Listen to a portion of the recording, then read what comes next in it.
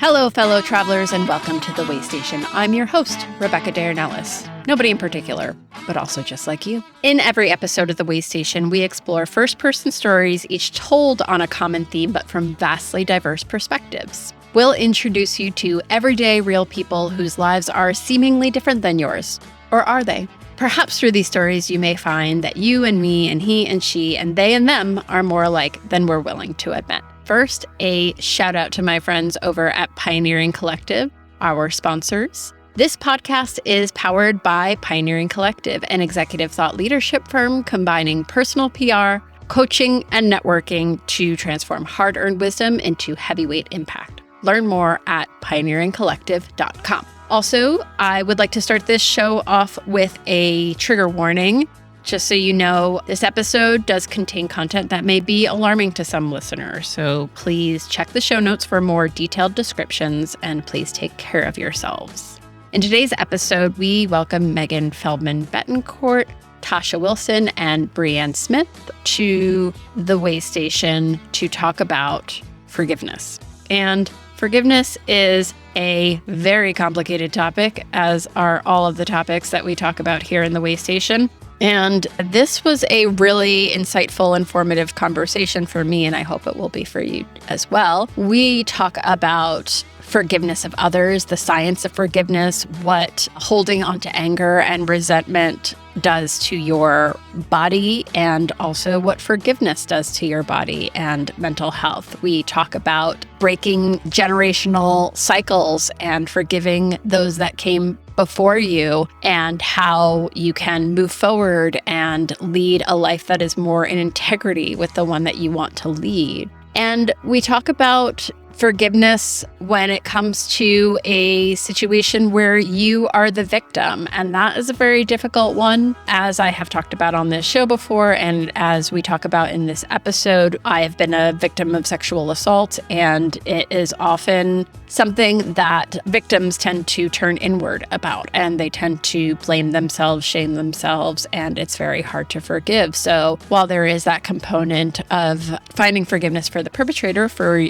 yourself, not for them, there is a component of this forgiveness that you have to find within yourself, and how you do that and the daily practice. We go into that a little bit more in the episode. And I'm just so grateful that the Waystation has become a place where people can really open up and be honest about the things that they have experienced, and they feel comfortable being vulnerable about it, because it is something that I am actively working on for myself. And this show has enabled me to be open in the hopes that it affects others. It allows them to also rely and depend on other people for emotional support that is very much needed, and also recognize that they're not the only ones that go through these things. So I will stop talking now, and we will get into forgiveness. I hope that you relate, fellow travelers.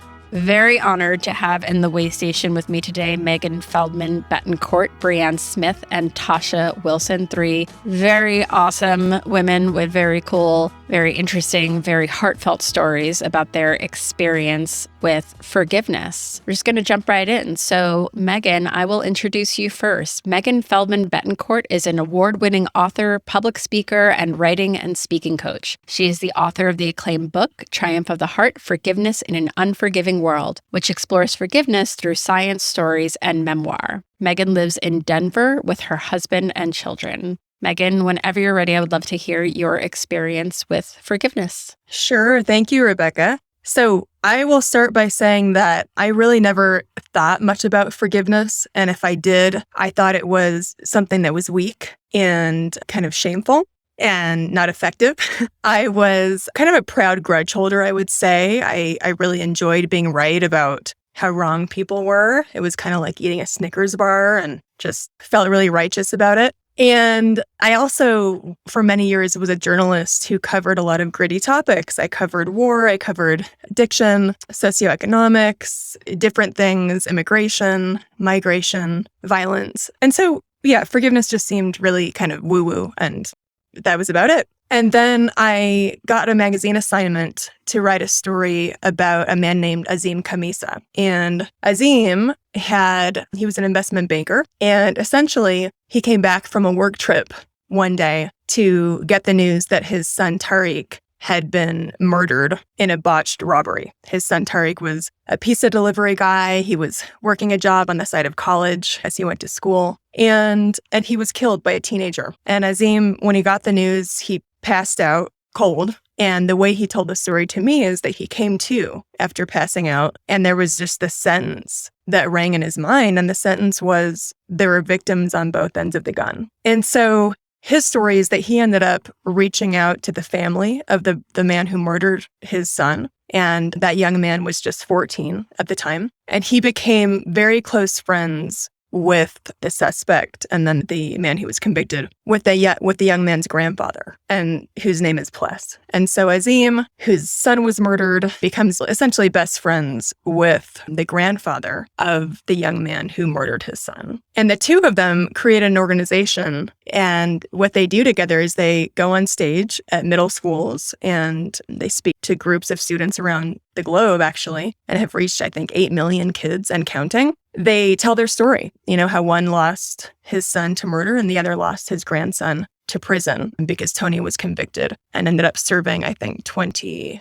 some years. He got life, but he ended up being released. So when I wrote that magazine story, I happened to be in kind of a bitter, resentful period of my life. I said I was already a grudge holder. I was a proud grudge holder. And when I met Azim, and I was particularly bitter about my career. I had been a journalist for a long time, written for a lot of acclaimed publications. And the industry was just such that I was struggling. I was struggling to pay my bills. It wasn't enough to meet my financial commitments and goals. And on the other hand, I'd gone through a recent breakup. This was about 10 years ago. And I was just really angry and resentful and bitter. And I didn't realize until I met Azim what a huge impact that was having on my life. It was sucking up so much energy. And so when I got to spend time with Azim and he taught me some different meditation techniques and I got to watch him and Pless take the stage at these events at schools, I was just so struck by this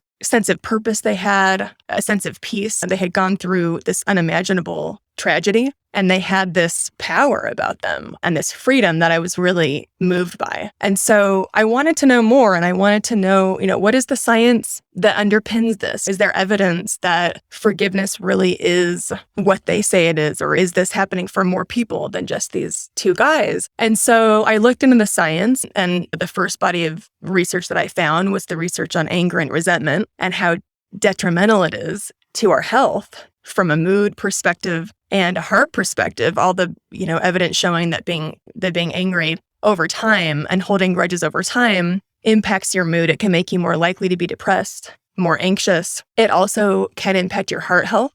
Then after that long-standing body of research comes the research on forgiveness itself, which is a little bit younger, started being done in the late 90s, most of it, and then the last 20 years or so. But that really shows that forgiveness can improve blood flow to the heart. It certainly can reduce mental illness symptoms such as anxiety and depression. And so it was kind of like the bad news and the good news for me, because on the one hand, it was like, crap, this really is a thing. Like, people who are good at forgiveness do tend to be healthier and happier, and they tend to be more highly rated by their relationship partners. And those were all things that were really important to me, as just in my personal life as well as professionally. But the good news was, wow, this is really worthwhile. It's something I want to get better at. And it was also something that I got very curious about. I wanted to find out, how does this play out in a range of situations, both interpersonal and collective, right? So for the book, I had the good fortune to be able to spend a year and a half. This was before I had children. So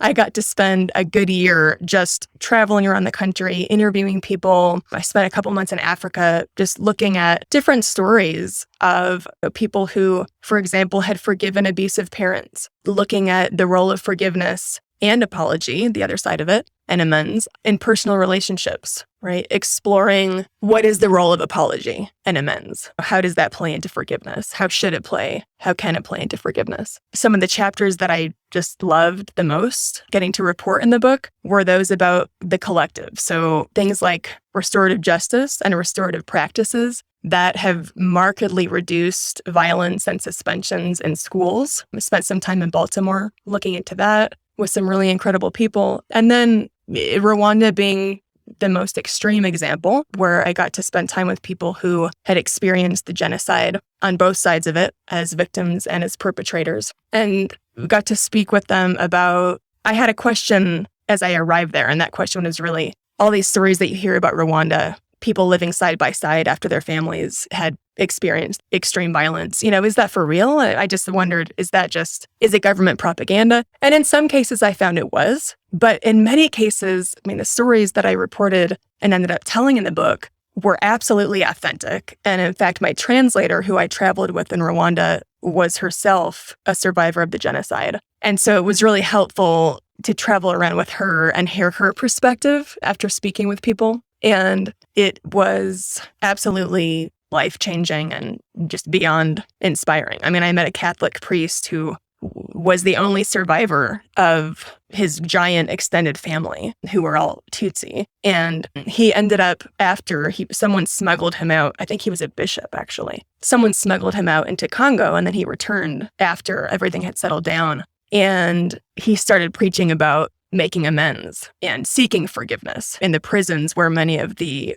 genocide convicts were being held. And he ended up meeting the man who killed his mother. This man approached him in the prison and said, "Father, your teachings have meant a lot to me. I realize they're controversial, but I have to tell you, I am the man who murdered your mother." And I can't do his story justice. He tells it in this extraordinary way, but he ended up having several dialogues with this man as he was in prison, and he learned that the man's children had been orphaned because the mother had died of an illness, and he was in prison. And so Father Ubald is his name. He adopted the daughter of the man who killed his mom, and I actually got to meet her, which was extraordinary. So I would say, just in summation, that getting to explore forgiveness in that way and collecting practices as I went about my travels. I collected a lot of forgiveness practices and habits and looked at different ways of practicing it. It absolutely changed my life in so many ways, and I still use it. I use those practices today. I think my marriage is all the better for it. I don't know that I would be married if I hadn't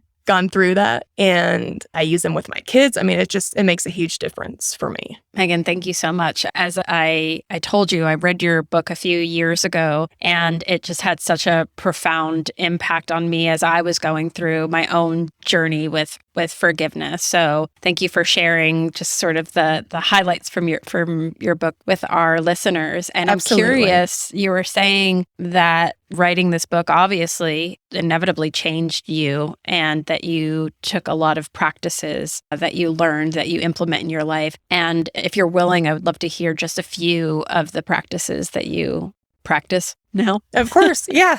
Yeah. I was thinking about this on a walk earlier today. And I think one thing that I try to keep in mind and I try to practice is not taking things personally. There's one of the experts who I got to talk with is Dr. Everett Worthington. And one of the things he talks about is just remembering, and this isn't groundbreaking necessarily, but if we actually do it, it makes a huge difference. But remembering that everyone is going through something, we have no idea what's going on. And, if someone behaves in a cruel fashion or in a thoughtless fashion, we can choose how we think about that and how we frame it, right? So we could say, oh, that person who just cut me off in traffic is a jerk, and, therefore I'm going to start to feel angry and maybe I'm going to honk, as opposed to, wow, maybe they're having a family emergency like I just had last week and they really have to get somewhere. And that's going to calm me down, not make me angry and resentful. So not taking things personally, remembering that everyone's dealing with something and we have no idea what it is,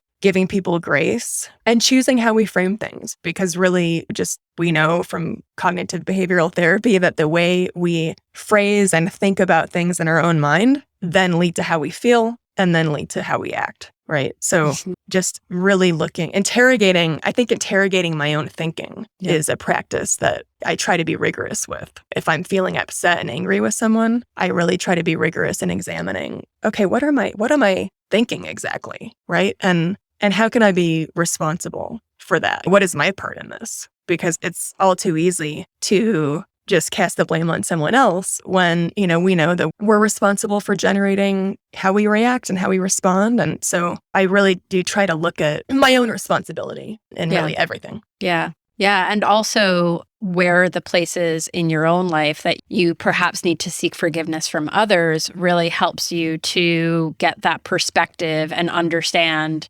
both of these things that you're talking about, like not taking things personally and also really questioning your thoughts. I know that I myself have found myself in this like victim mode at times, and that's not to discredit actual times in my life where I was a victim, but kind of perpetuating that idea of victimhood and not seeing my part in how I continue to play that role, right, in my lifetime. So thank you. I'd love to hear from Tasha and Breanne, anything that stood out for you. Tasha, if you'd like to go first. The apology piece is something that resonated with me the most because that's actually how I was introduced to forgiveness growing up, making amends and trying to find a resolve, even if the outcome is not what you anticipated or expected. But one thing I was always taught growing up, my parents would say, make sure that the last conversation you have with someone, there's some level of closure or some level of mutual understanding, because you don't want something to happen and then the last conversation is like a nightmare that you remember. It's always making sure that whenever there's a disagreement, that you are responding and not necessarily reacting. Yeah, that's absolutely true. I love that. And it's very well said the way you put it. And I think it's when you think about the state of being whole, whatever that means for you, it's really tough to feel whole when there's something that you've done or said that isn't aligned with your values, right? And so I think being responsible for that and apologizing and cleaning it up, however that might look, whether it's just making sure you don't do it again or making some sort of amends, whether you break something, we try to fix it. I think that's really important. And we know that it does on the forgiveness side of things. It certainly makes it easier for people to forgive when they do get that apology. But at the same time, we don't want to require that because then we're giving our power away to someone else. If we say, well, they haven't made it right, they haven't apologized, so therefore I can't forgive, well, then I'm basically putting my health in someone else's hands, which is not empowering. I also think, though, it's really important in any conversation about forgiveness to make a distinction between forgiveness and reconciliation, because often they are conflated. That has been used as a cudgel, against victims of violence. So I think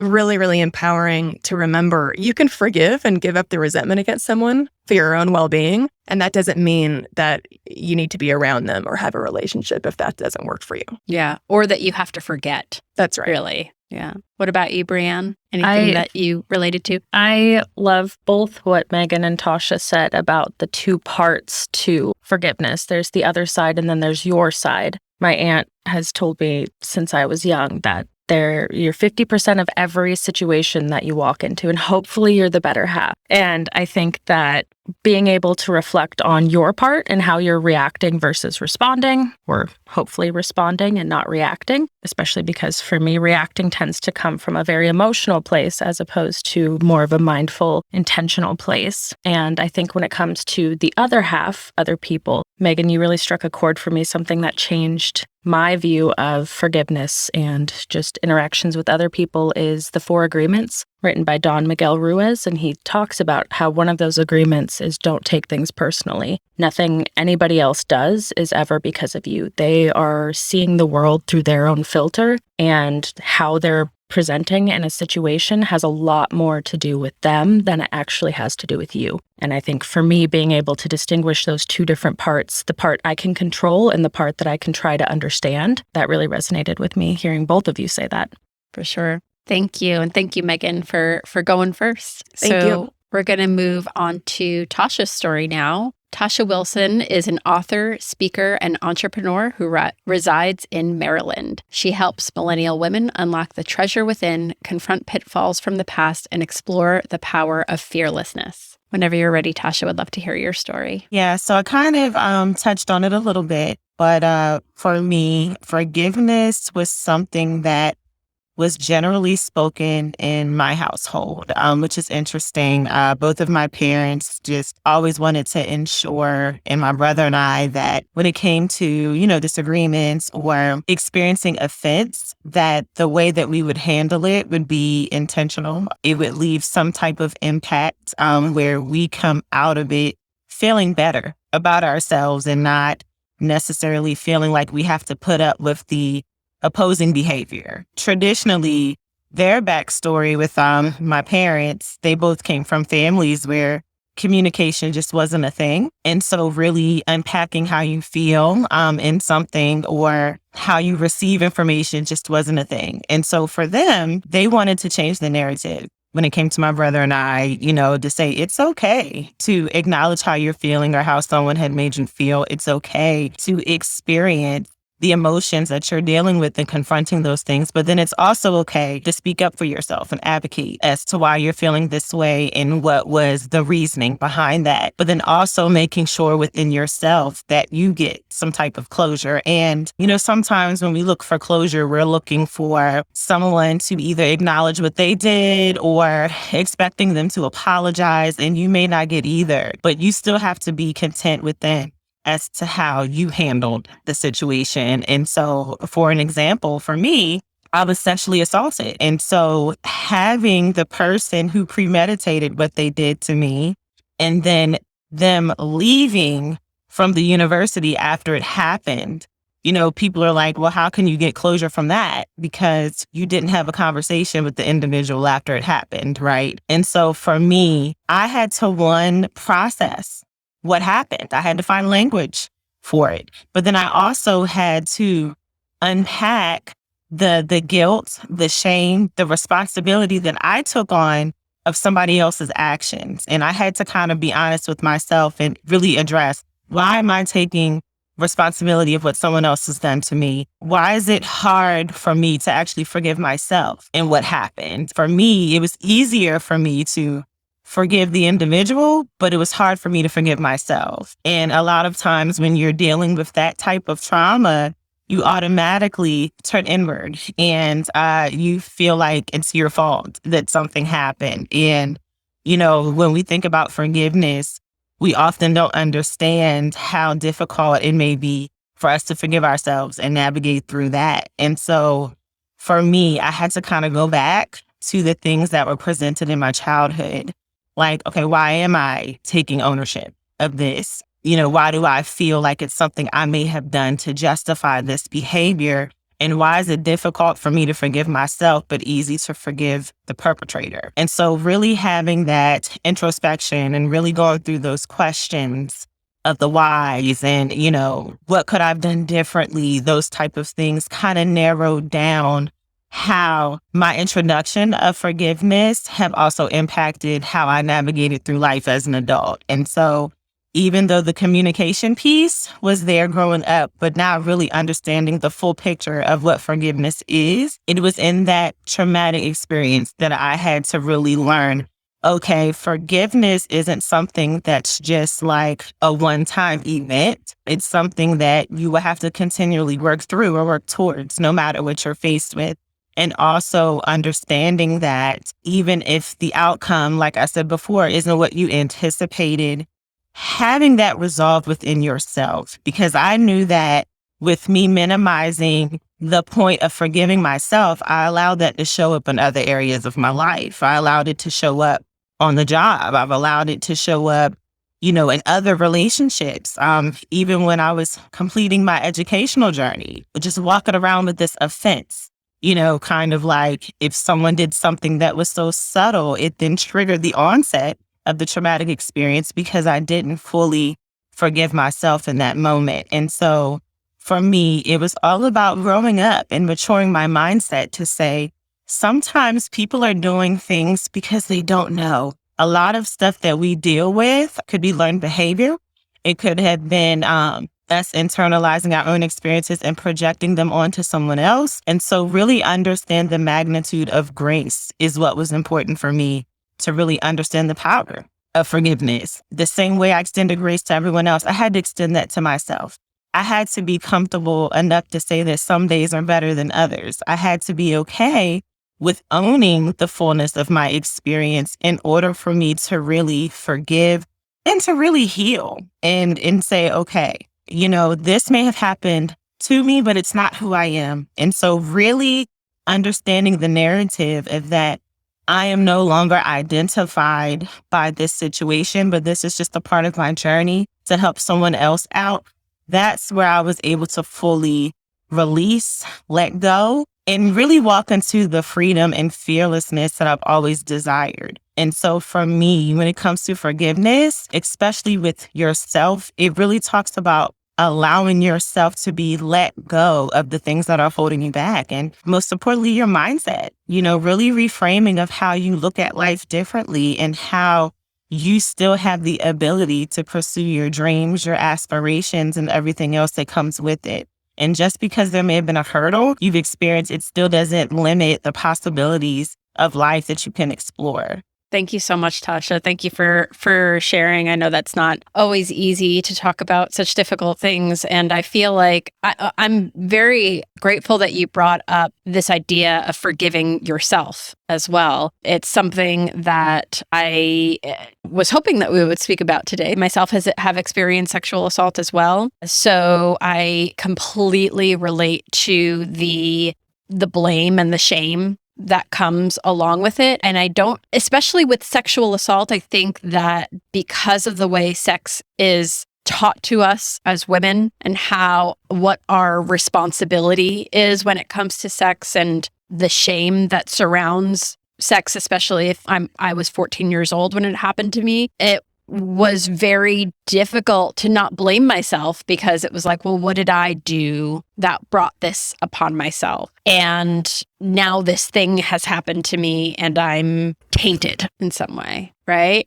So that's something that, like you said, has been a journey for me. And I'm not always perfect about, I still go back and think about, oh, if I had just done this thing differently, or if I had not gone here, if I had not worn that, then this wouldn't have happened. And just making it a daily practice to find some grace for yourself, for sure. It also reminds me of the things that I have done that I am responsible for, having hurt other people, and that if you do go and make amends for that, there is still that element of having to forgive yourself as well. And I think that it even has to come before the making of the amends, because if you go out and try to receive forgiveness or make amends for something that you have done, and you have not yet forgiven yourself, then you're placing the responsibility and the onus all on that person. So you have to find forgiveness for yourself and then take ownership for your part in what happened. So thank you, Tasha. I'd love to hear from Megan and Breanne if you want to go first. Absolutely. Thank you for sharing, Tasha. I commend you for being so vulnerable, and Rebecca, about your experiences. I think that is just very brave. I loved, Tasha, when you talked about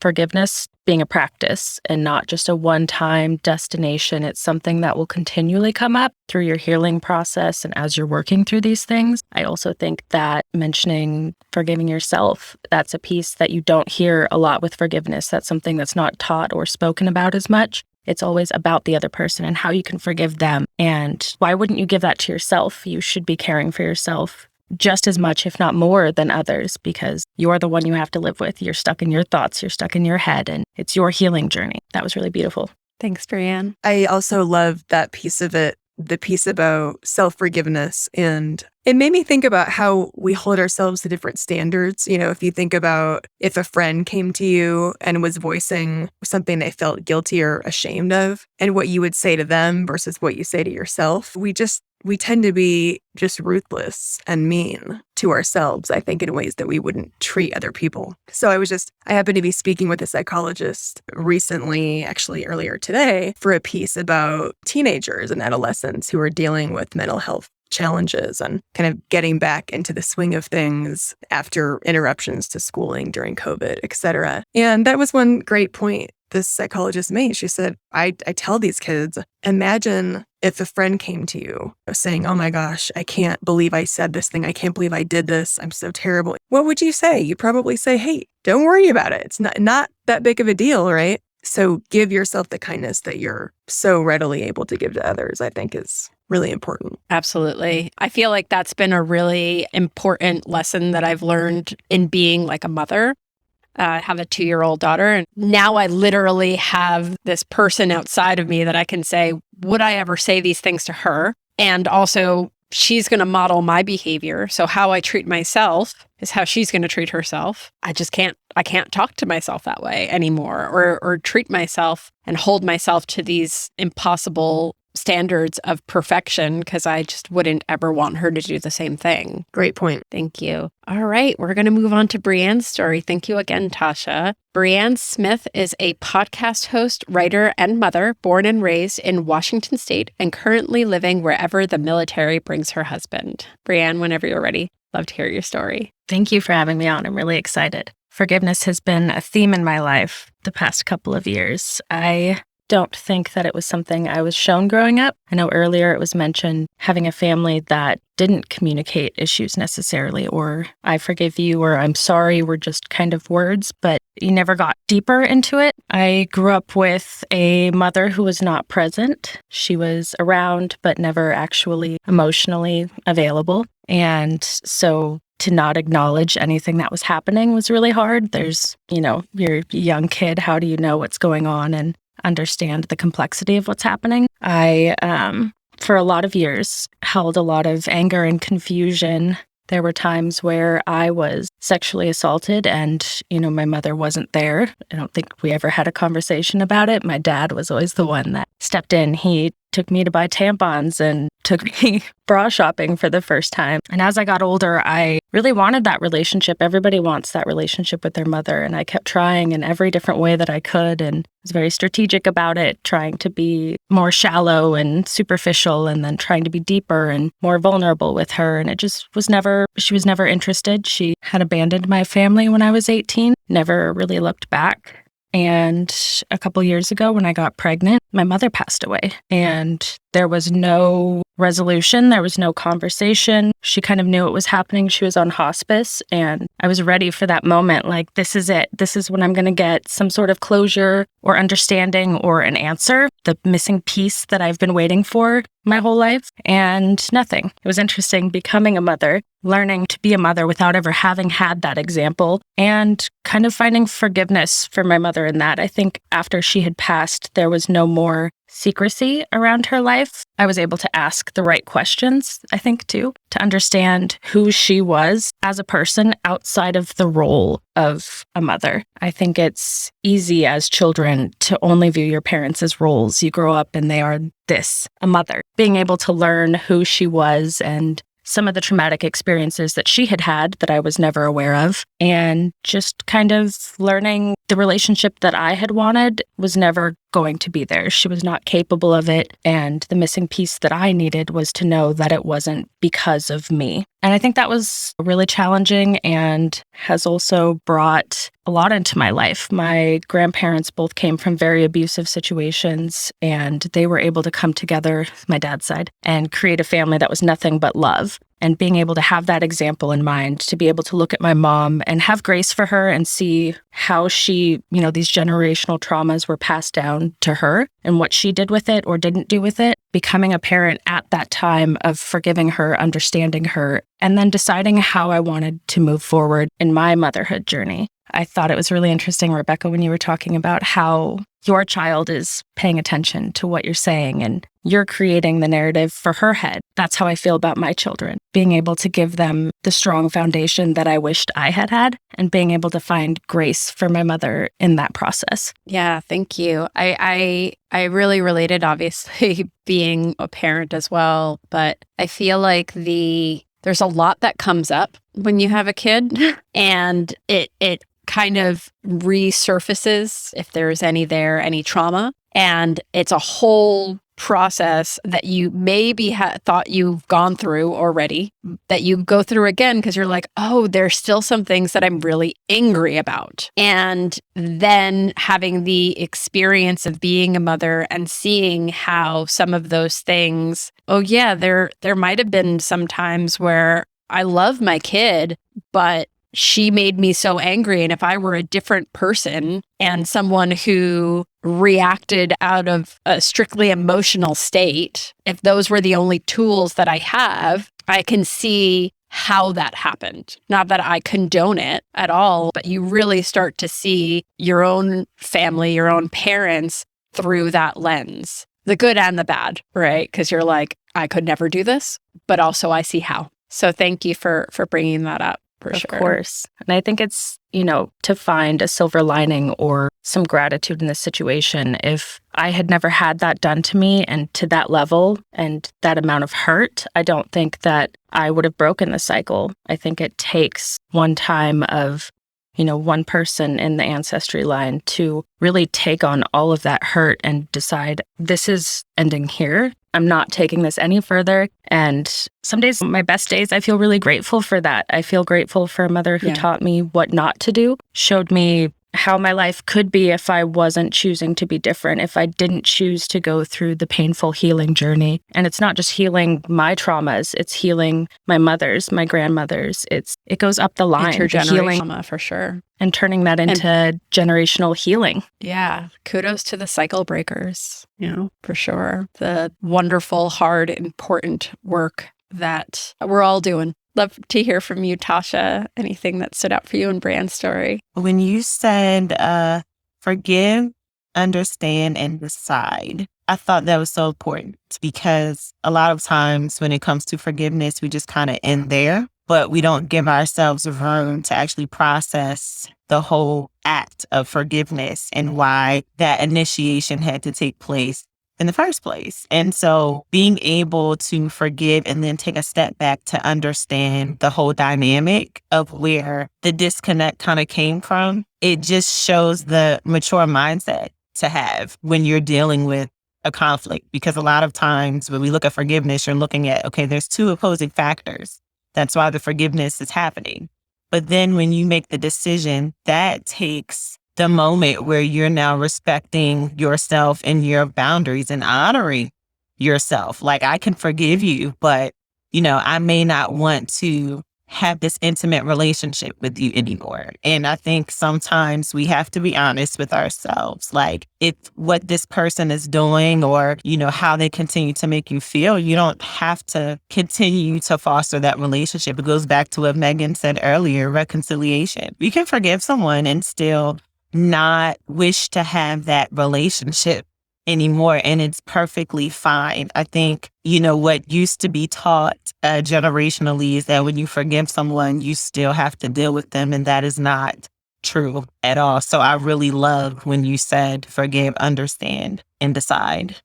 I completely agree. I think, especially when it comes to family, I grew up my entire life. I had ex-boyfriends telling me it was a red flag. I didn't have a relationship with my mother. And I always heard, oh, but it's your mother. And people don't feel comfortable with certain relationships being broken. And people don't understand that you can give your whole life, all of yourself to try to fix this. And there's two parts. You can't put the blame on somebody without fully understanding. And I heard that in what you were saying too. You don't have to reconcile. Yeah, realizing when it's time to give up on something that's not serving you is a really healthy thing to do. So screw those guys. So Yeah, I know. I think unsolicited advice is also always potentially harmful. But what I was going to say is I just want to acknowledge you for, perpetuating that trauma cycle is what's normal and what is most common. And it's understandable, right?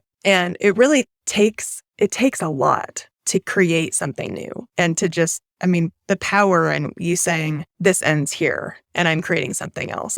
That is just an incredible gift for your child, for your children, for your family, and for you. So I think it's really inspiring. I'll say something that a friend said to me once when we were talking about this topic is it takes a miracle, right, to make that change.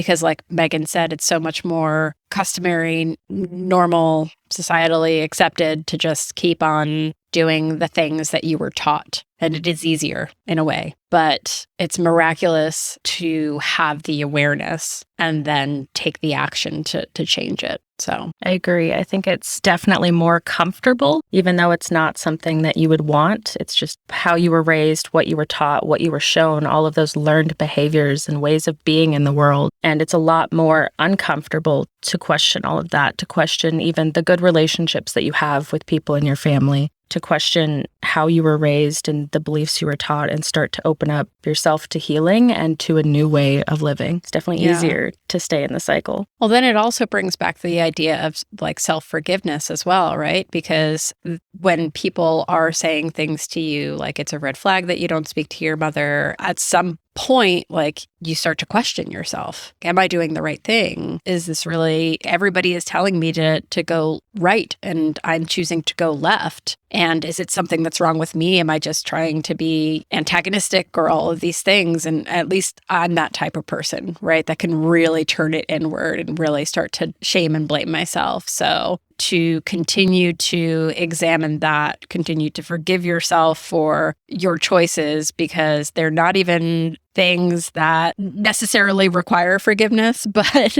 you feel like you need to forgive yourself and to continue to live in what's integrity for you. I also wanted to point out something that came through, I think, in both of your stories, which is having a really powerful sense of purpose that is about not just yourself, but other people. That is, I mean, it's one thing that stood out to me in all the interviews and the research I did for my book, was that people who seem to be able to forgive these really big trespasses, that's one of the things that they had in common, was they had a sense of purpose that really was fulfilling and that called them forth to be the person who could forgive that in service of a larger truth or a larger effort, right? Like Breanne, for you, with as a mother, providing that new kind of relationship for your children. So yeah, love that. Yeah. And again, I mean, there's so many correlations here, but going back to like, it's not always about you, right? So this decision that you made intentionally to change the course of how things were going to go moving forward and how you were going to act and live your life with your family, it's the legacy that you want to leave in this world, right? It's not just about me and my emotions and how I'm feeling and my grudges and whether I'm willing to forgive or not. It's really like, how do I want to show up and what example do I want to set? Thank you all. This episode thus far has been so healing for me. And I would love now to move on to some rapid fire fun questions. Not that this hasn't been fun, but some more lighter topics. So here we go. Rapid fire questions. I will put each of you in the hot seat at some point. So you'll all have the opportunity to go first. We're going to start the first question with Breanne. Breanne, what's the best meal you have ever had, either because of the food itself, the company you were with, or the experience of it? Poke in Hawaii. My husband was stationed there when I first met him, and we moved there. I got pregnant, couldn't have poke for so long. It was torturous. And one of my very first meals after having my son was poke from Tamura's. It was the best. Was it brought to the hospital? No, we couldn't have visitors. It was mid-pandemic. Oh, that's right. Wish. Yes. But it was one of the first stops that we made after having that baby. I'm not going to lie. Awesome. What about you, Tasha? Best meal? Best meal ever for me is just brunch. Being around my really close friends before COVID, it was something that we did quite frequently. It was just a way for us to kind of separate ourselves from our busyness and just enjoy spending time with each other and just kind of humanize ourselves again. Yeah. So, brunch is just my favorite meal ever, and just being around good friends, good conversation. Yeah. Also helps. For sure. What about you, Megan? I love brunch and everything in Hawaii. But let's see. For me, the best meal, I think what came to mind when you were asking the question was a meal that I had with my aunt and my mom on Maui. So I don't know why Hawaii again. But my mother and my aunt, my mother's side, has always been really, really strong and spiritual in kind of a no-nonsense way. And I lost my aunt a couple of years ago, right before my daughter was born. She died about a month before my daughter was born. And I miss her and I love thinking about her. And she was the type of person who would say anything and she didn't care. She didn't care about being nice. And I appreciate that about her. And so we just had this delicious dinner. I think I got surf and turf or something like that in Maui with this beautiful view. And I just always think about her in that setting. Yeah. Yeah. Next question is for Tasha. What's a popular opinion most people have that you don't agree with? I'm like, which one do I choose from? I would say a popular opinion is this, and this kind of puts me in a unique situation where they tell you to quit your 9 to 5 and just be a full-time entrepreneur. That opinion for me is conflicting because, like me, I like the balance of like my vocational job is related to my purpose. I work in the Title IX office, so I'm literally living my purpose, out loud, where I oversee reports and I talk to other sexual assault survivors, and then having that personal touch and then still giving them the policy piece behind it while still being an entrepreneur where I'm going to speak and I'm still operating the same correlation, just in a different vein. So when people tell me you should just quit your day job and then, just do that full time, honestly, I kind of like the set schedule of, being at work and reporting at work, because what I find that I do, it's fulfilling and not necessarily exhausting. For sure. For sure. And it is nice to have that just kind of steady thing that it's always 9 to 5 every day. And this is when your paycheck is going to come. All the better that it is also fulfilling. Security in any area of your life. Just take it. What about you, Megan? What's a popular opinion most people have that you do not? I totally agree about the 9 to 5 thing. And I'm going to pick something completely mundane, but tomato sauce. I hate tomato sauce and it makes me feel sick. And so I don't know. I mean, it's inconvenient because it's in a lot of things. It's in chili, it's in spaghetti, tomato sauce, casseroles. But yeah, I just have to say no. So is it the acid? I Do you think know what's making you sick? I think it's the acid. Yeah. Yep. Okay. Breanne, what about you? What's a popular opinion most people have that you don't agree with? Megan, I really felt you on the tomato sauce. I'm super pregnant right now. I hope you can't tell, my breathing is a little hard. But tomato sauce has been... Thank you. Tomato sauce has been repulsive, and I used to love it. I cannot stand the smell of it. It's like my son, he's a toddler, number one favorite thing to eat, and I'm just sitting there trying to feed it to him from afar. So I feel you on that. My unpopular opinion is probably something that is not actually spoken out loud, but that a lot of mothers take on, and it's that mothers should have a purpose and breaks outside of motherhood. I think when I first started my podcast, I was pregnant with my first, and I remember people being like, oh, this is going to take away from your parenting. This is going to take away from your motherhood. And it was actually the thing I think that saved me. Having something to step away from parenting, it was everything that I needed. I lived and breathed and parenting books and parenting podcasts and trying to figure out why my son was doing something or wasn't sleeping, and being able to step away and have work to do, like Tasha said, having something to literally just take your brain out of its normal spot and put it somewhere else intentionally saved me. And I think that every mother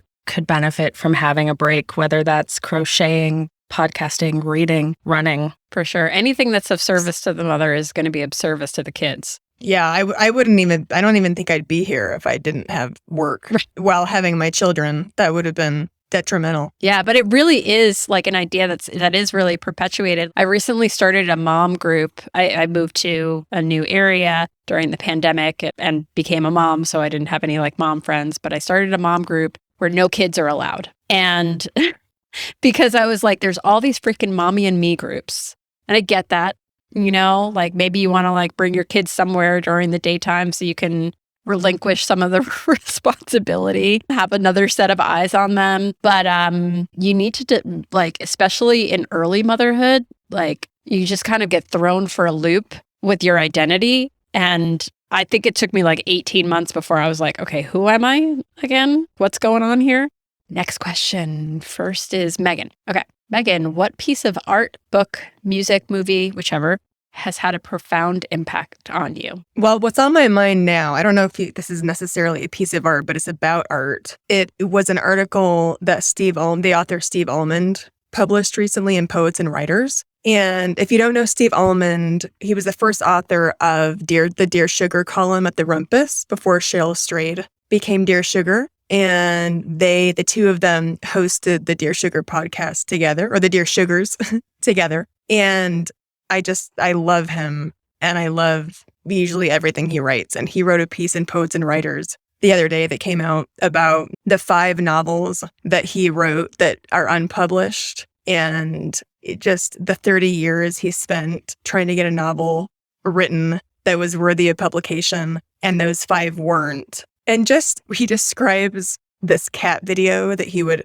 watch sometimes when he was procrastinating, where this cat is trying to leap onto a roof, and every time the cat completely misses and like falls out of the frame. And so in the end, he talks about how he ended up reaching the roof as a novelist because he was able to catapult himself off a mountain of his own failures. And I love it. It's brilliant. It speaks to me because I've been working on the same novel off and on for literally 20 years, and feeling like that cat.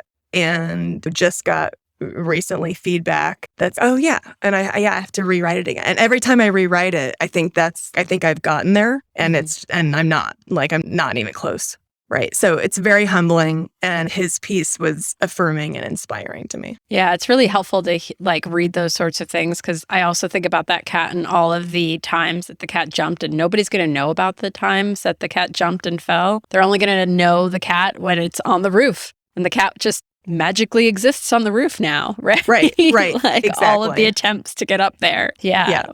Breanne, what about you? Piece of art, book, music, movie that had a profound impact on you? I would say a book that I've read recently that I haven't even finished, and it's already had a very profound impact, is More Than a Body by Lindsay and Lexi Kite. It's all about changing your mindset to your body being something that looks good and viewing it more as something that does good. Mm-hmm. And the book starts out just talking about all of the ways that products are marketed to women. And it really broke down. There is a product out there for every single part of every woman to change, fix, or alter. And then you look at men's products, and there's like 3 main categories, and that's it. They're just like accepted for their body hair and graying hairs, and women aren't. And it's interesting to be able to view the world through what is being marketed to me, and having a little bit more awareness of that, and starting to shift into more of my body is doing good. And I think that's been really important. Having a baby, getting pregnant again, my body is changing. Society wants to tell me to snap back and I should be looking a certain way, and remembering all of the amazing things that my body is doing versus just how it's looking. That's the least important thing about me. Yeah, for sure. Tasha, what about you?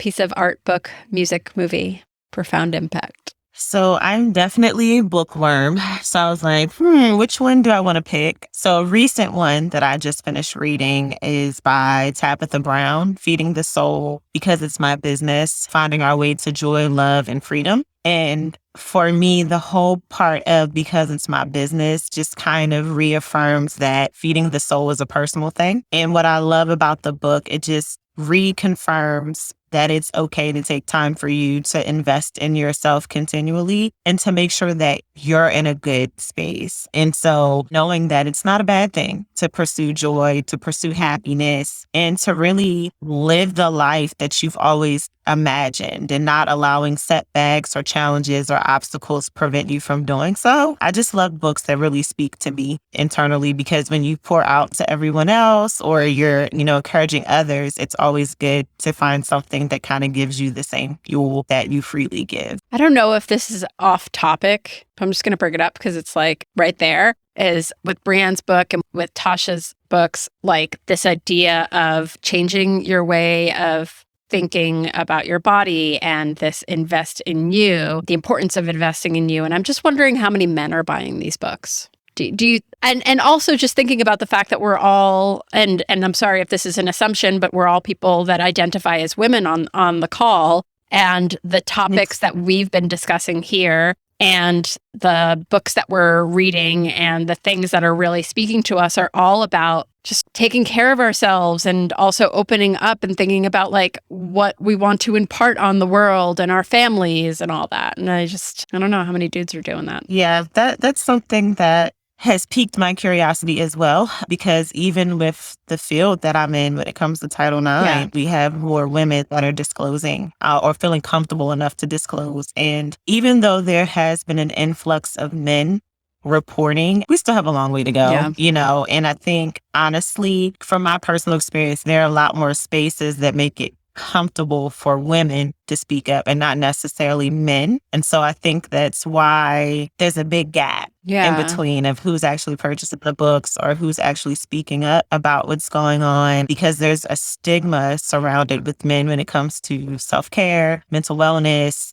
things like that. So it's just one of those generational things that have been going on for so long. We kind of need someone who has that willpower like Breanne to break that cycle and say, okay, listen, this is what's going on, and, a representative for the men to feel comfortable. I also think there's not as much. My day job is in marketing and PR and communications. And in our business, I would say 2/3 of the people I work with are women. And we have leadership development coaching, which is very heavy on emotional IQ. And then my husband works in financial services, and he's a trader. He works for a very large corporation. It's very traditional.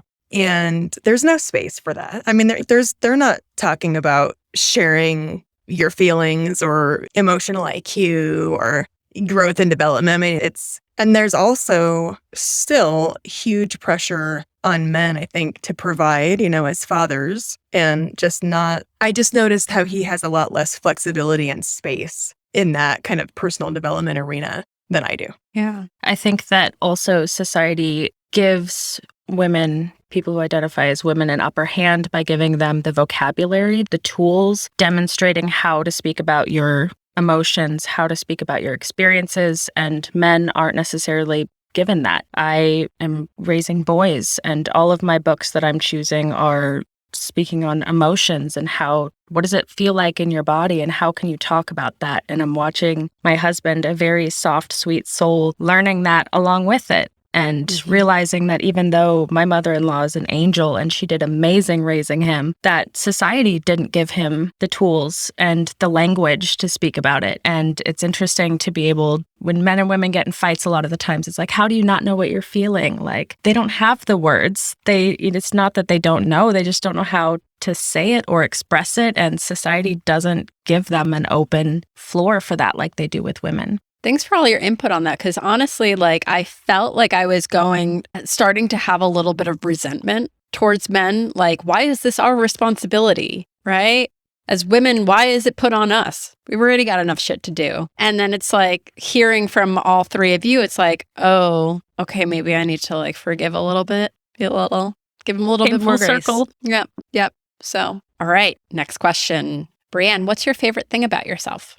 I would say resilience. I think that I was watching a nature documentary one time. I think it was Blue Planet, and it was an episode on wildfires. And it was talking about how there are these seeds that can only be broken open in a wildfire, like something so destructive and so tragic, and it creates new life. And I think that is resilience, to be able to go through the fire and to still be able to sprout, to look at all of the broken pieces and decide what you want to do with them, what pieces you want to take back and what pieces you want to just leave to burn in the fire.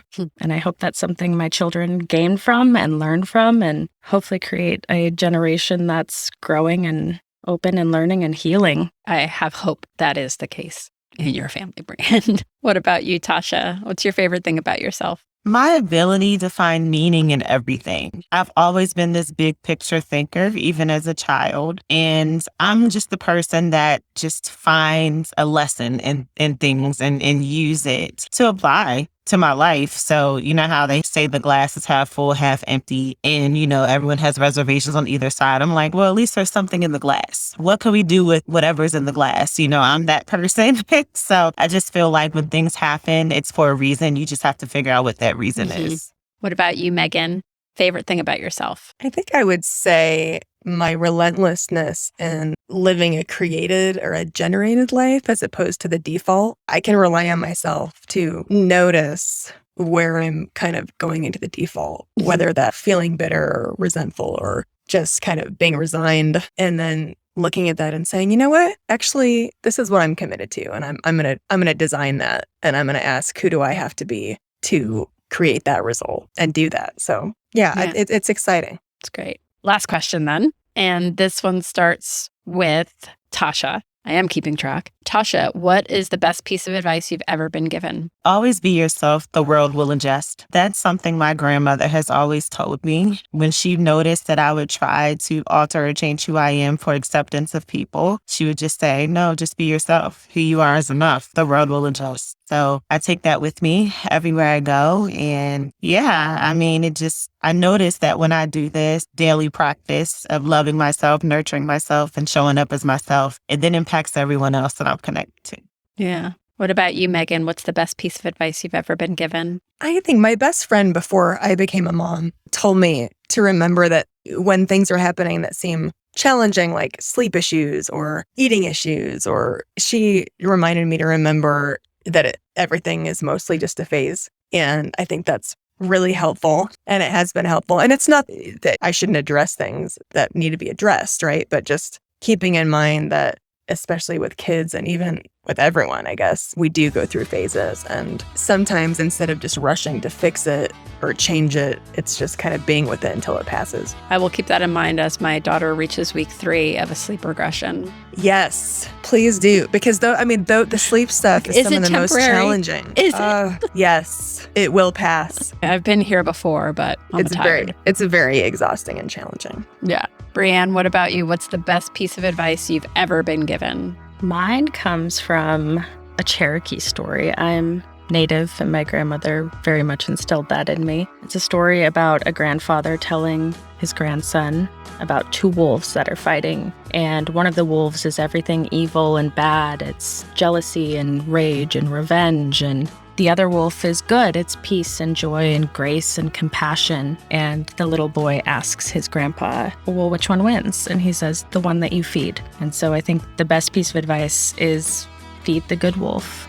It's not necessarily about toxic positivity, but you can choose the battle that's happening inside of you, acknowledging both parts and deciding which one that you want to feed. I love that. That's one of my favorite stories ever. There's also a really good podcast I'm going to put a plug in for it called The One You Feed. Yes, I was just going to say that. I was on that, and it was a wonderful conversation, and it's a wonderful podcast. It is really good. Yeah. I'm writing that one down. Thank you. Yeah. Yeah. All right.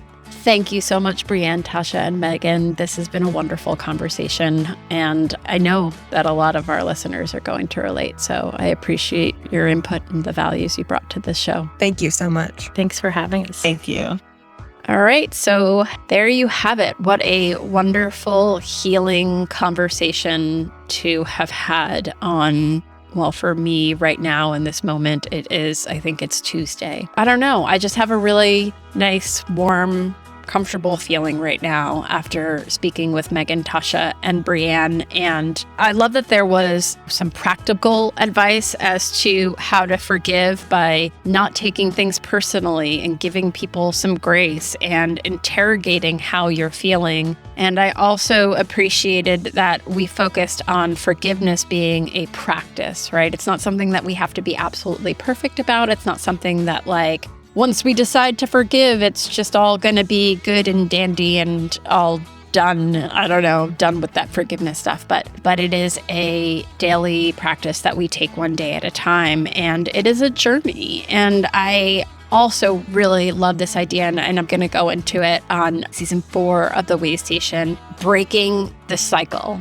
right? These intergenerational traumas that at a certain point you decide, I am not going to continue this cycle. I am going to be the cycle breaker, and what that means for the mark that you leave on your family, on your children, and essentially on the world. So you can forgive and take those experiences and turn them into a legacy that you are okay with putting forth into the world. So I'm so grateful to have had these guests on today, to have had this conversation. And I'm so grateful that you are with me today to help hold the space for these types of conversations. And as always, one thing that I'd really like is to hear your stories as well about forgiveness, about any episode that we talk about. You can always reach out on social media, but if that's too public for you, DM me. That's totally cool. I love the stories that we share on the Waystation, but I also want to hear from you all. So always feel free to reach out, which is the Waystation Podcast on LinkedIn and Facebook. And then we also have an Instagram at the Waystation Pod. I appreciate you coming to join us today. Thank you. Bye.